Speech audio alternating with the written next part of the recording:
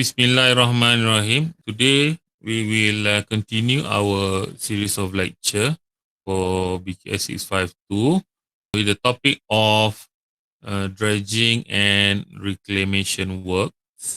So this is the second topic, which is also related to our first topic, which involves the coastal protection structures. Right.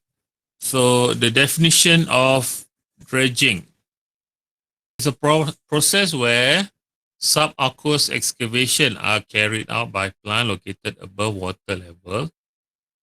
So we have a plant which is usually placed on top of a platform, whether it can be a bridge, a jetty, or a barge, or any other types of stable platform, where it will proceed with the process of excavating the subaqueous plane, meaning that it will excavate the soil which may be located near the surface of a body of water.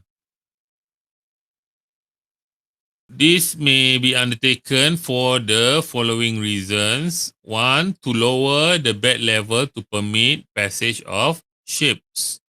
Maybe the sand or silt deposit in that particular region has increased.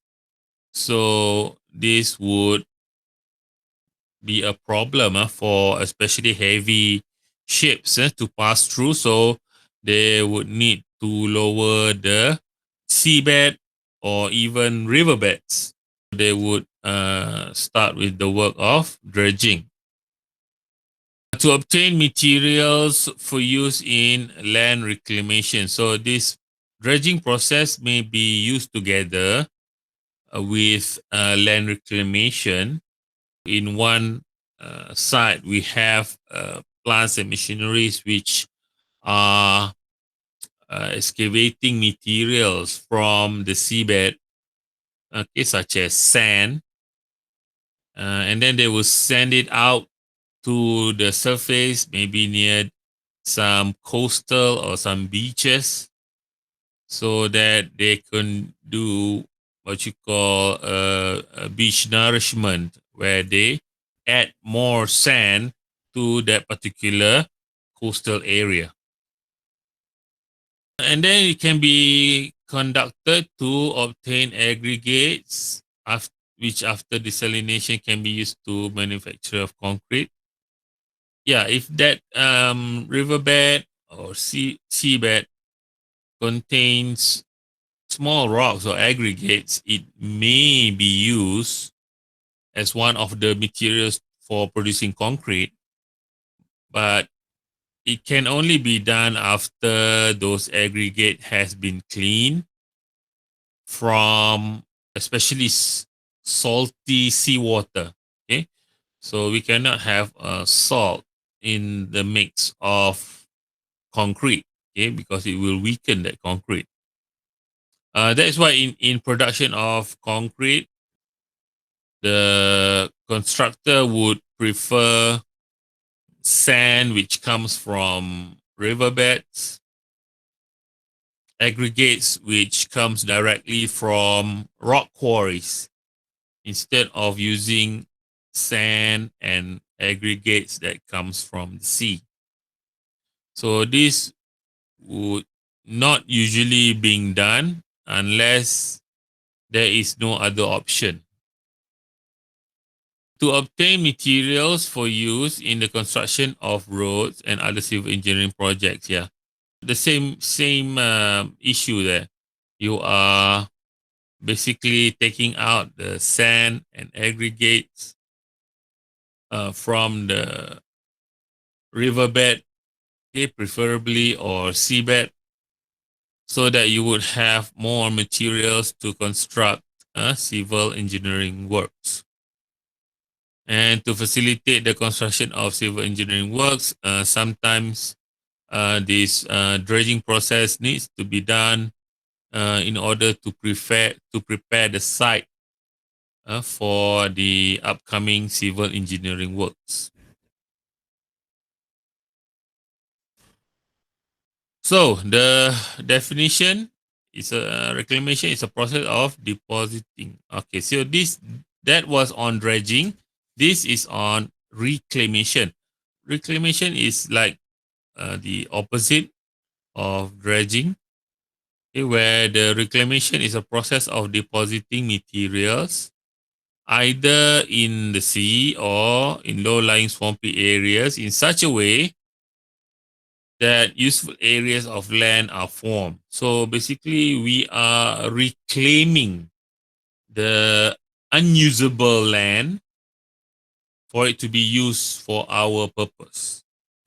Where the land is troublesome or land which are problematic, such as swampy lands, or there's no land at all, like uh, the sea. Maybe the space in that particular area is so limited that only the sea, which is available for construction, such as the case that I mentioned before, the airport in Hong Kong, where they have to build the airport in the middle of the sea practically. So that can only be done through proper land reclamation process. Even inland, this land reclamation is not that unusual. Normally, if a developer would want to start, to build something in a particular land, and that land is problematic, they would send dump trucks to put more soil materials in that particular area to reclaim and strengthen the soil layers in that particular area. So almost any type of material can be used for reclamation, depending on the use to which the land is to be put. In terms of what material to use, well, it depends on the design of the land reclamation. They might want to start with very solid material, such as large chunks of rocks, okay, as the base. Okay, they will usually start by, excavating or clearing out the land from organic materials from the topsoil. And then they would put in their rocks and their boulders, and then start filling in with aggregates. And then, of course, they will have to compact it. Okay, there's a certain methodology to it. And then maybe at the top level, they will start putting in more soil onto the layers. So there are different materials need to be used at different layer of the land reclamation process. So this will range from agricultural land and land for light industries, which can utilize material which have load-bearing capabilities, to land for the construction of dock and harbor installation, power stations, which require high quality incompressible material. And sometimes the material itself is not enough. Like for the Hong Kong airport, I mean, we have planes landing on that reclaimed land like practically every single day. So the impact from the airplane's wheels to the reclaimed land can be so massive that they cannot only rely on the layers of reclaimed soil. Basically, the entire site has to be piled so that the impact from the planes can be transferred to the lower layers of the ground through those piles. So basically, the project is like nailing the soil to the sea. So they do not want to experience loads that exceeds its capability or load bearing capacity.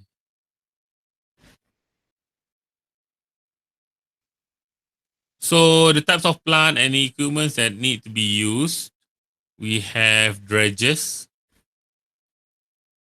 we have suction dredger. These are the types of dredging machine which are usually on barge. It will be used to suck in the material from the seabed or the riverbed, like this one. And then we have a cutter suction dredger, trailing suction hopper dredger. So there are many types of dredgers that can be used, but the principle is still the same. And then those are hydraulic dredgers. We have mechanical dredgers. These are the normal type of machineries that we can see. They can be put at the side of the river or side of the beach if they can reach it that far, or they can be put onto barges. They put on barge these machines, and let's say this hydraulic excavator, okay, will start excavating the seabed or the riverbed. However, this process can be quite tedious and quite slow. We have the bucket ladder dredger. These are like, if you've seen before, the mining rigs, okay? Macam kapal korek tu kita tengok dia punya bucket tu, okay, is on top one another, kan? Dia berpusing kan?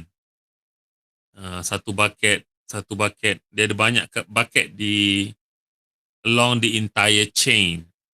Okay, so this is a bucket ladder dredger or a typical backhoe dredger. Apa tu, like the one we see on excavator kan? Excavator dia ada bucket untuk mengorek tu. Of course, for dredging purposes, these plants and machineries needs to be huge in terms of size lah, kan? Bucket dia pun besar.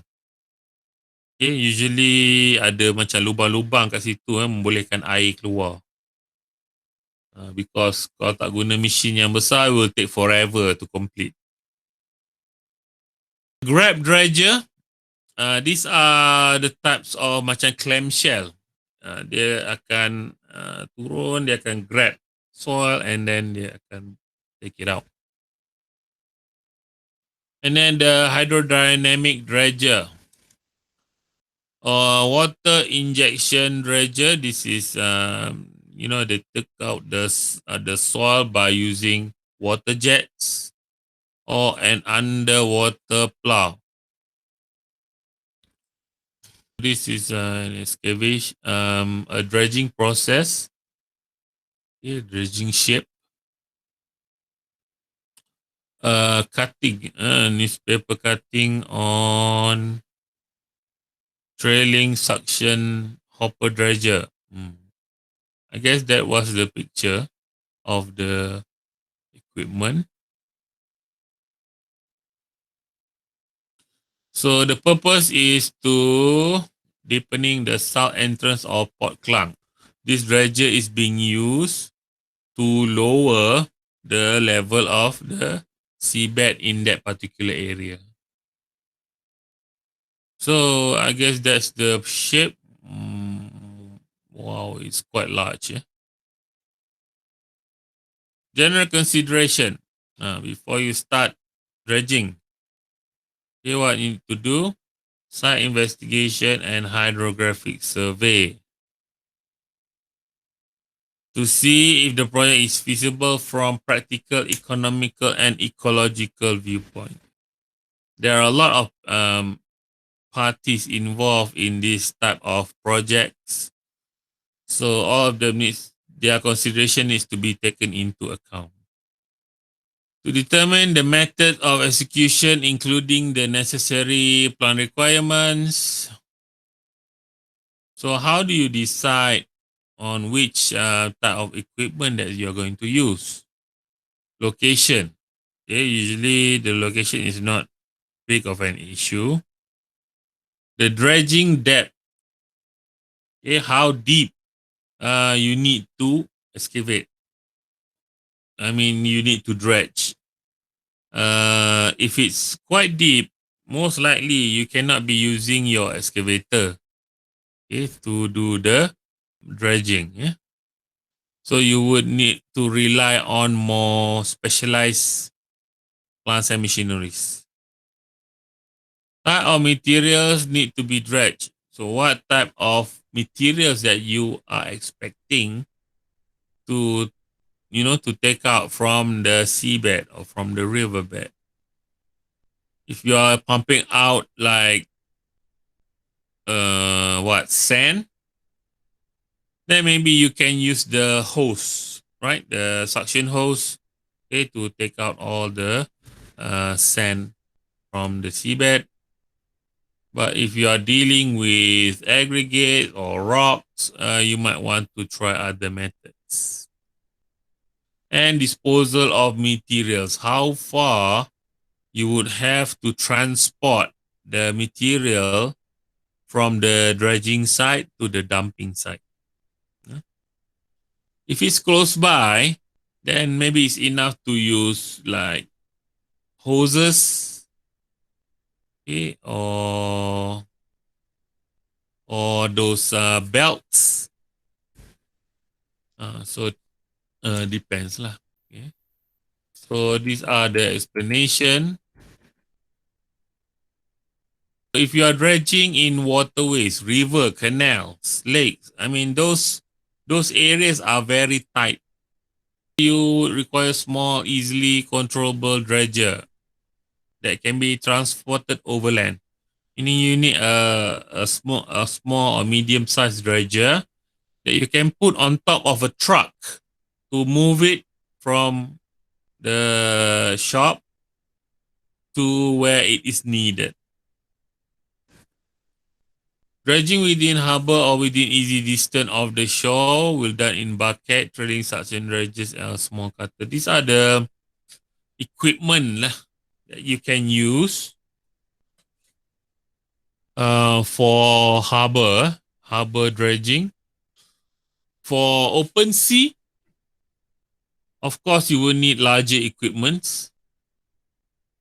So large, well-equipped trailing suction dredges, self-contained hoppers, and serviced by fleet or by. I mean, you have to have a way of storing the materials in the plant in the ship.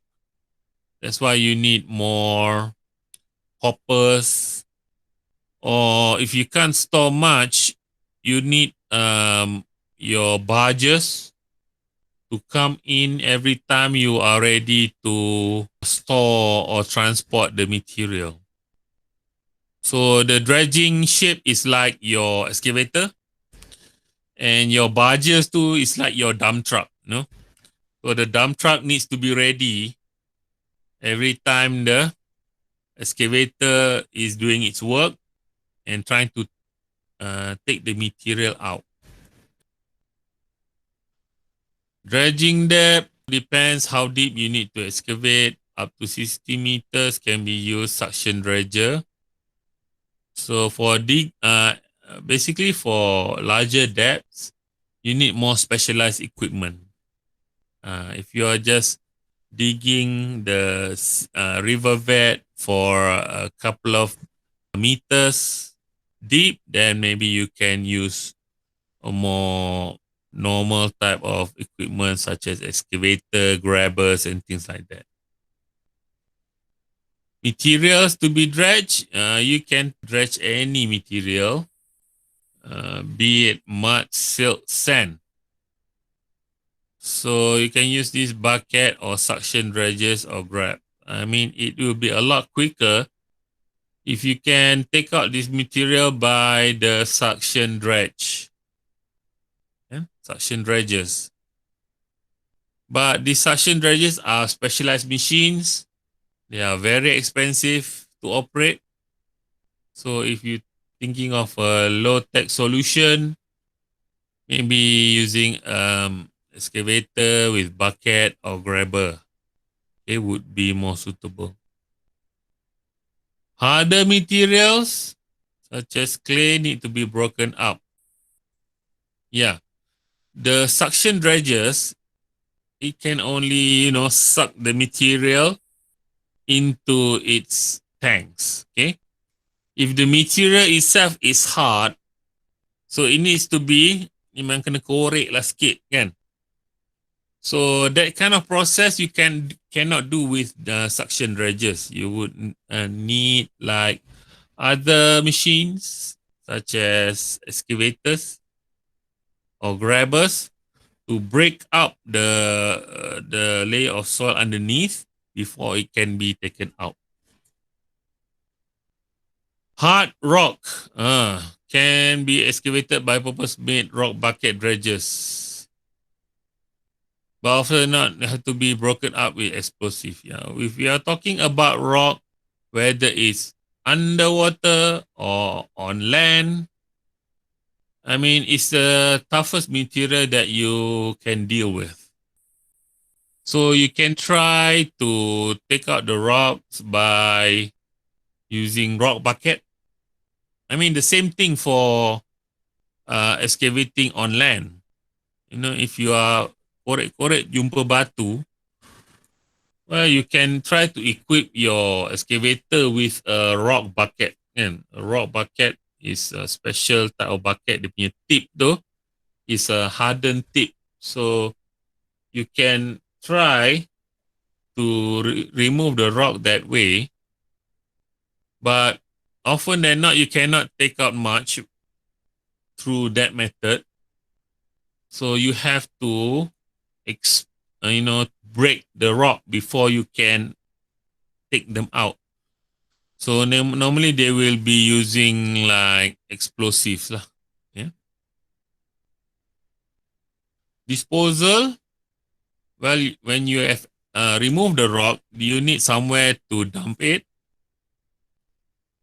If there's no area for suitable reclamation, the mineral stuff is unsuitable, the cost of disposal can form a major part. So normally when somebody is doing the dredging works, they excavate the material. Normally they would reuse the material for reclamation purposes. Okay, so they korek tanah from this area untuk digunakan balik di kawasan lain yang berhampiran. Unless that material memang sangat-sangat tidak sesuai lah untuk reclamation, then they have no choice but to dispose it. Tapi biasanya dia akan gunakan balik.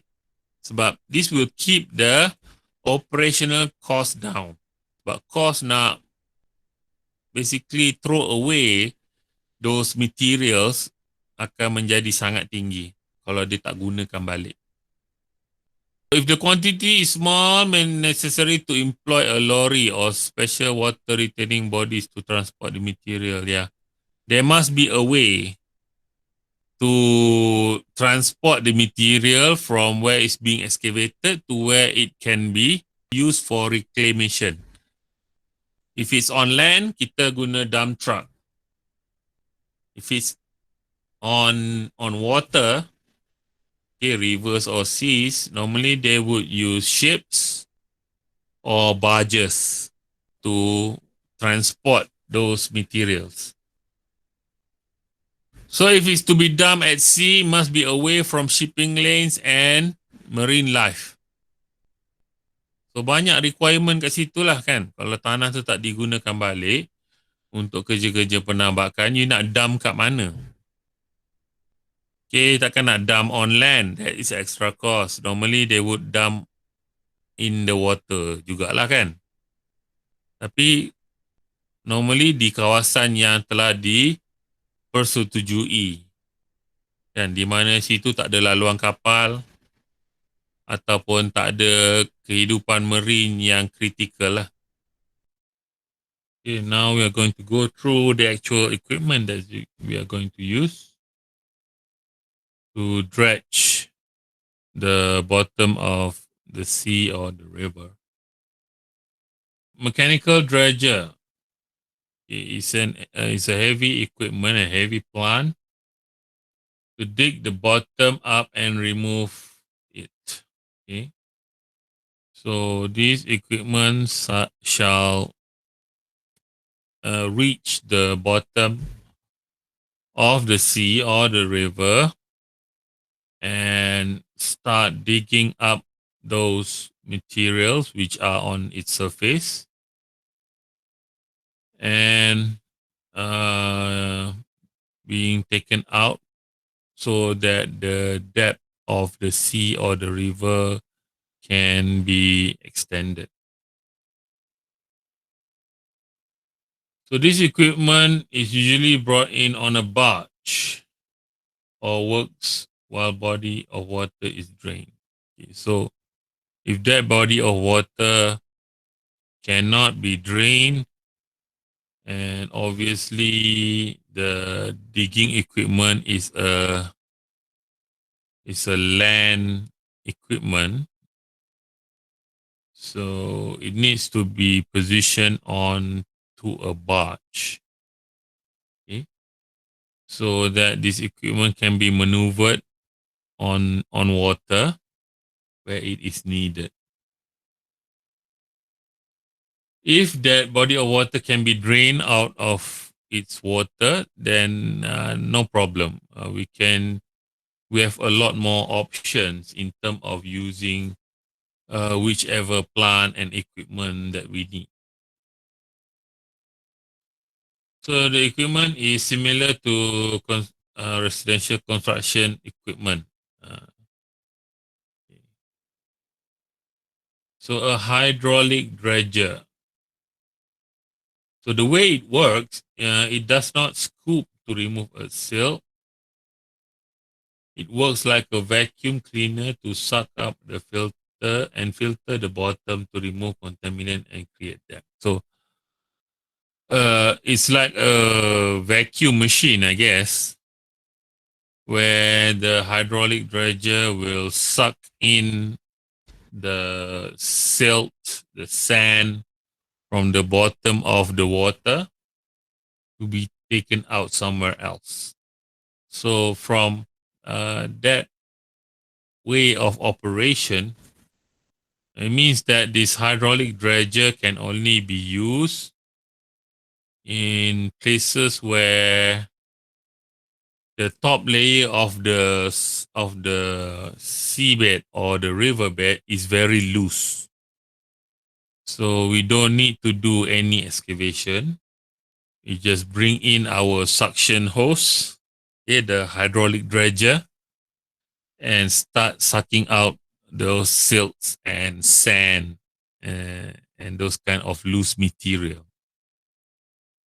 This is the plant that's being used. This dredger, a grab dredging. So it uses a grab bucket.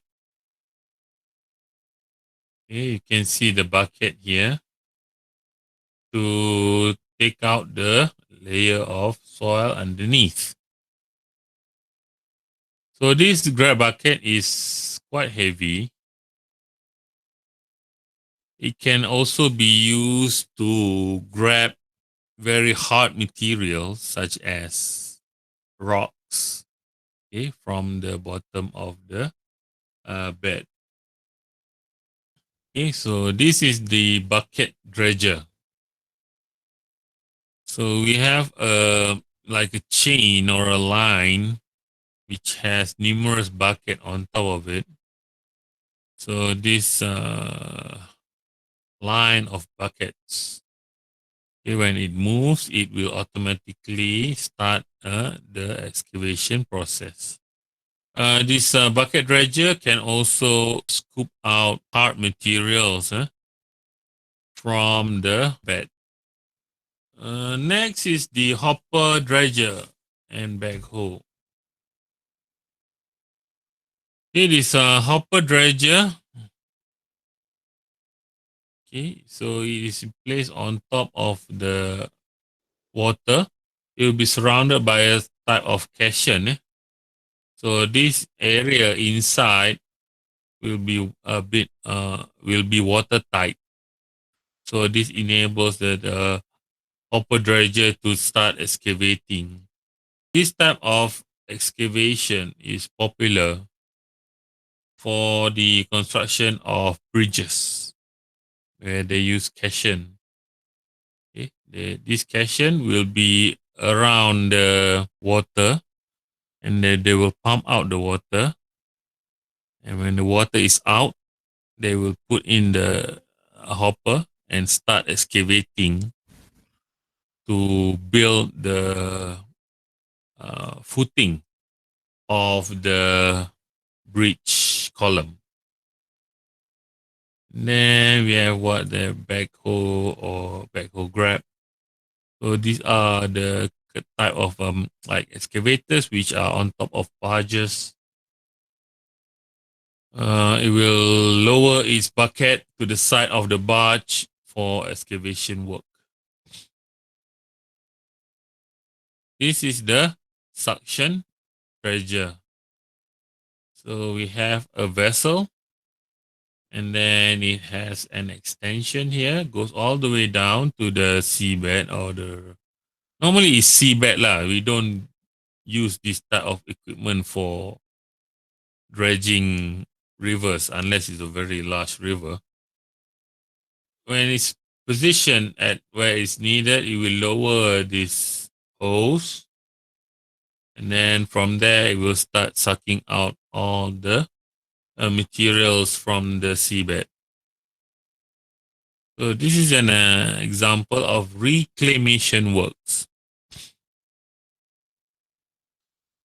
Sometimes in order to get enough materials for the reclamation works, the surrounding areas needs to be dredged. Okay? It's not like the dredging was necessary in the first place to lower the seabed or whatnot. It's just that more materials are needed for reclamation work. So rather than importing materials from outside where the cost is going to be tremendous, they might as well dredge the seabed in that particular area and use those materials to be for their reclamation works nearby. And another good thing that is you are using a local material, so it should not like disturb the what you call the environment of that particular area very much. Okay, because it's the same material. General consideration in reclamation operations: stability of surrounding land, effect on existing water courses. Okay, so your reclamation work, okay, this piece of land that you have created should not block any type of waterways that's passing through it. Okay. Macam kadang kita tengok kat pantai tu macam ada laluan air kat situ kan. As a matter of fact, there should not be any water or small river that is passing through that area because it will weaken the soil that we have just reclaimed. Proper provision must be made to ensure that the runoff from the area can pass around, through or under the area, even at times of flood. I mean, the risk is that if there is like any water courses that's passing through our reclaimed land, it will only get worse when it's the rainy season or when there is flooding. Obviously, there's going to be a lot more water that's going to go through our reclaimed land. Okay. And there's a general idea that reclaimed land are not as stable as the original land. Okay. So we want to ensure that there is not much water inside this reclaimed land. What they can do is to divert the water course. Okay, we provide it like a waterway, so the water course can go through that waterway and reach the sea. Okay, so either it's through the side or through going through or going under. Okay.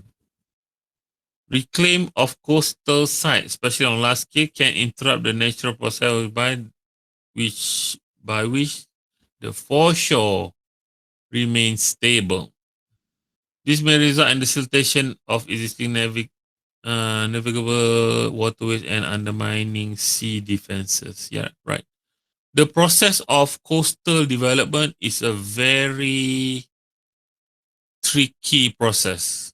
Okay, because the natural impact of such development is tremendous.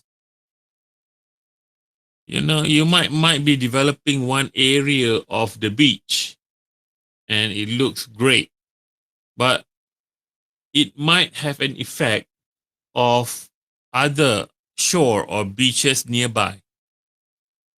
Buat construction kat sini, kawasan pantai berhampiran tu penuh dengan lumpur.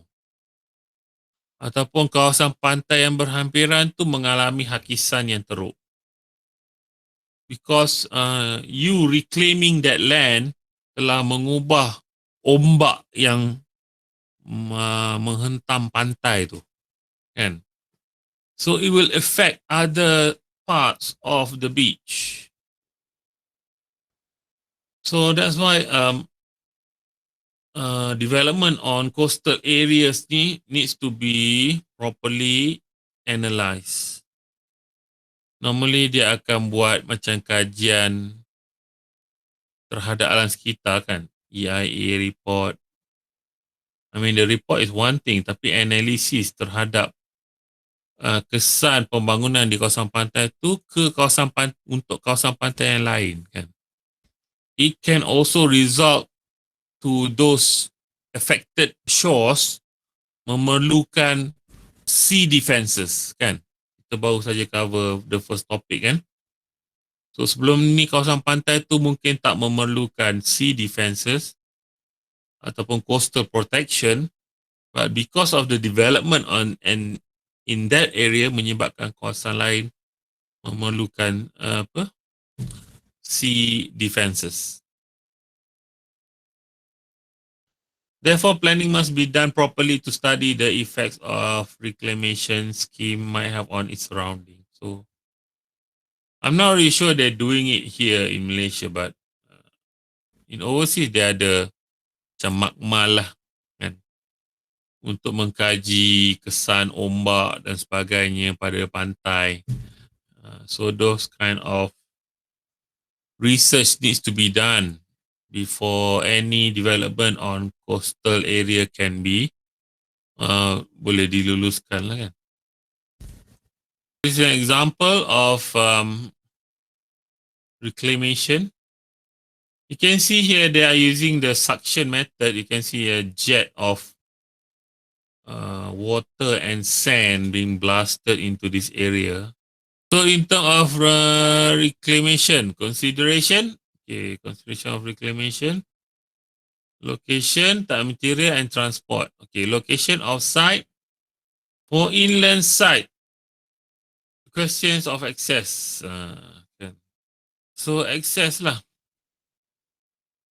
Sekiranya melibatkan kawasan di bahagian darat, kan, you're taking soil, kan, materials from the land to be dumped to the sea.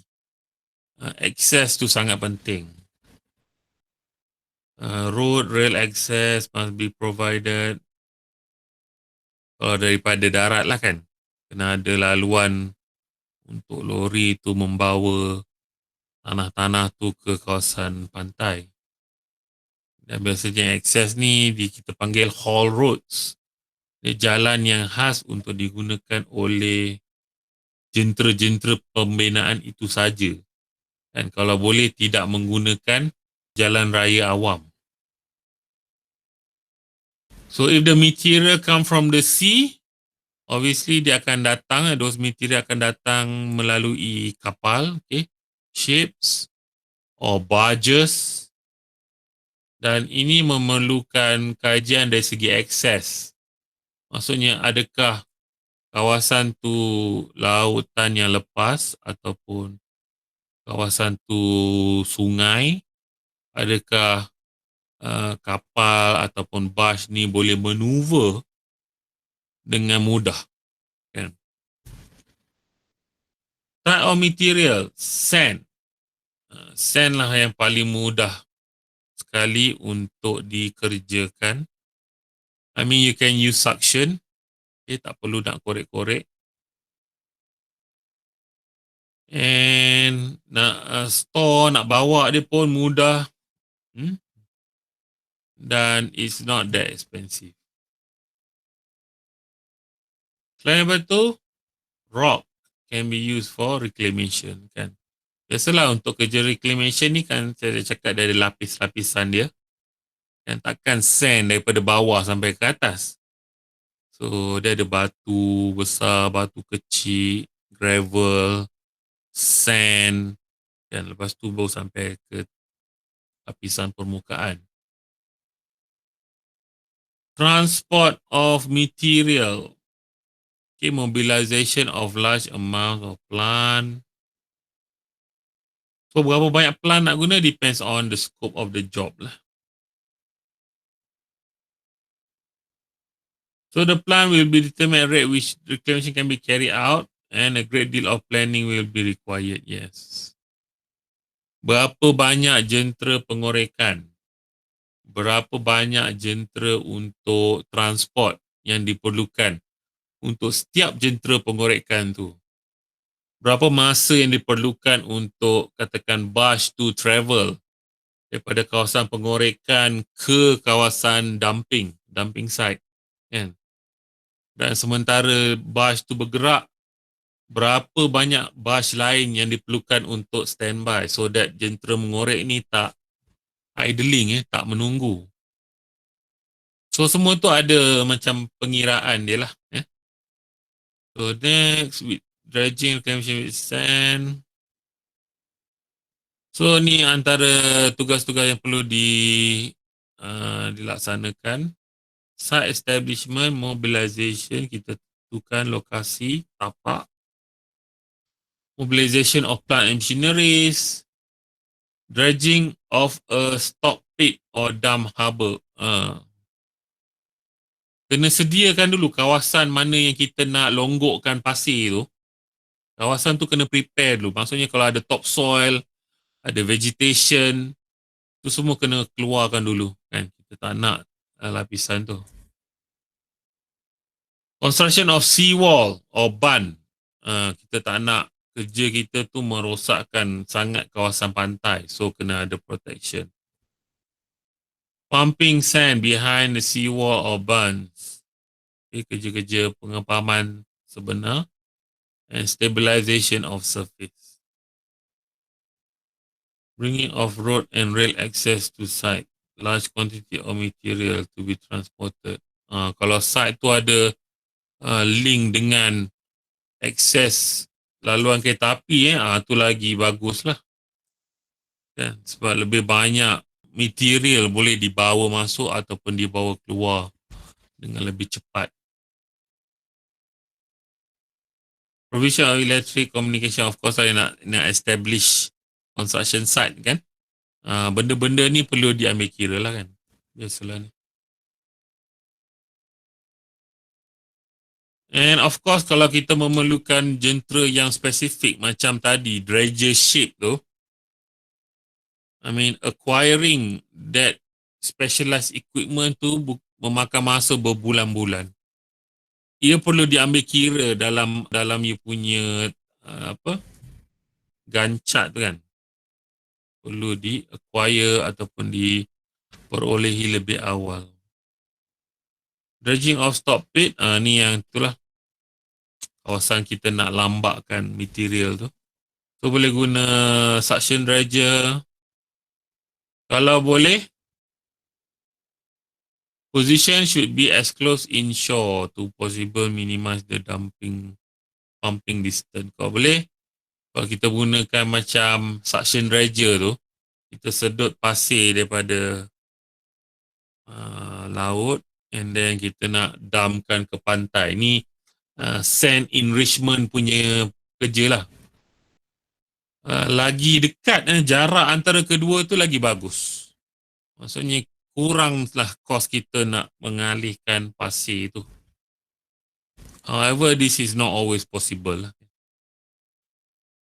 So a diagram of stop it in reclamation. So dia ada channel, dia ada stock pit, semua pasir-pasir tu dia dump kat sini. Kita ada suction dredger, dia akan sedut pasir tu and then through this pipeline dia akan isikan kawasan ni dengan lapisan pasir yang baru. So obviously pasir yang digunakan ni pasir daripada inland lah, kan, daripada kawasan darat. Dia bukan guna balik pasir laut kan. And then construction of seawall.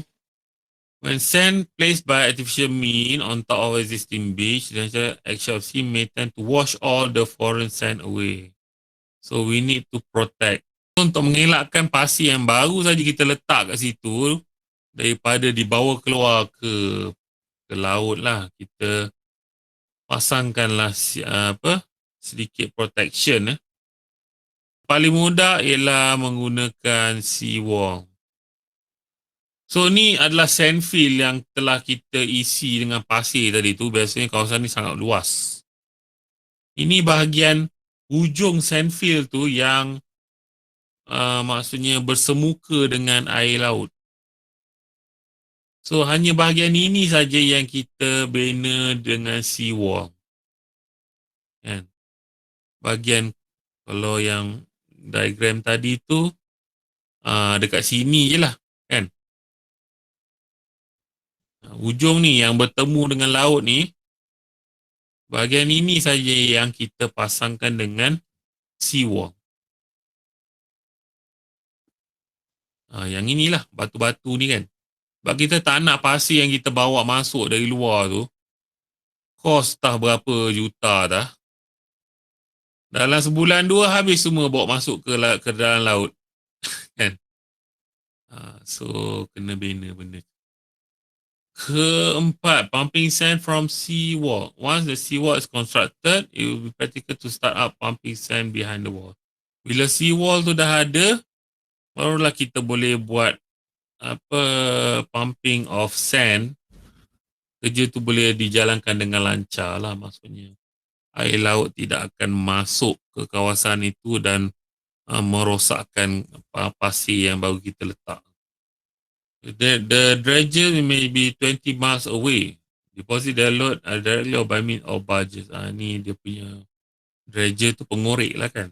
Tempat dia korek pasir tu.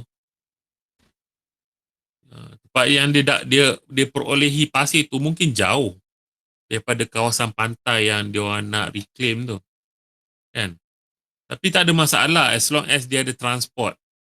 Nak bawa pasir tu ke tempat mana dia diperlukan.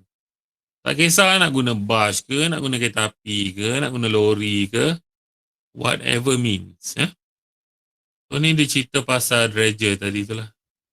Sea water pump with the sand to runs off through service key construction company sluices. And the sand forms a level surface. So pasir yang dia bawa masuk tadi tu akan dicampurkan sedikit dengan air laut sebelum dia dipumpkan lah ke kawasan mana yang diperlukan kan. Barulah pasir itu nanti dia level. Stabilization. Final operation is the stabilization. Large areas of dry sand at an exposed coastal location will be prone to sand losses. A weak bitumen emulsion sprayed onto the sand that will bind the surface. Lapisan pasir tu dia akan spray dengan lapisan bitumen, so that permukaan itu tidak mudah terhakis lah kan. But normally this type of protection is not suitable for katakan kawasan pantai tu untuk tourist punya location kan. Takkan orang nak baring atas bitumen kot kat pasir tu kan. What they did is just they build the seawall as the protection. Pasir tu pasir biasa lah kan. So sekiranya pasir tu nanti terhakis lama-kelamaan terhakis tu, dia akan reinforce balik seawall tu, and then dia akan top up balik pasir. So tu je yang dia boleh buat. Biasanya dia buat ni untuk kawasan-kawasan yang famous, yang jadi tumpuan pelancong lah kan. So dia just top up saja pasir tu. Kan nak buat macam mana? Kan nak pasir. Kan you nak buat sea protection dari batu ke apa, tak boleh. Kan? Tu kepentingan dredging lah Dredging and reclamation. Alright, that's the second part of the presentation.